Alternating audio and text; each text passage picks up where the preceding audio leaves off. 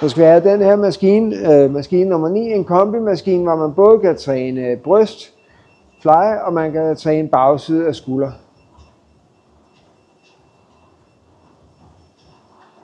Man kan hive ud i det her oppe, og når man kører dem helt ind, så kører man bagskulder. Og jeg vil lige tilføje, at man er væsentligt stærkere i bryst, end man er i skulder, så man skal lige huske at stille vægten, hvis man kører begge øvelser. Så sætter man sig ned her, så skal armene være nogenlunde vandrette, ellers kan man køre op og ned i sædet her, som jeg også har vist på andre øvelser. Bukker en lille smule i armene, sørger for at presse sig ind mod puden her, og køre bagud.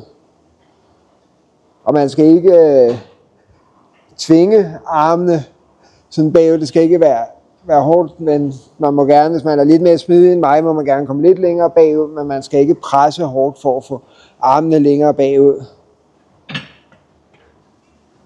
Og så kan man køre her for at køre bryst, og der er modsat den anden, der er flere indstillinger i forhold til, hvor smidig man er. Jo længere man sætter håndtagene frem her, jo mindre skal man have armene bagud.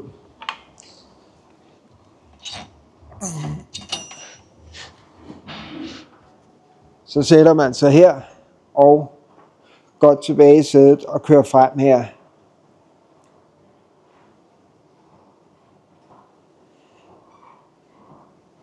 Og altså, de her håndtag, det er til når man kører bryst, og de her håndtag, det er til når man kører skulder.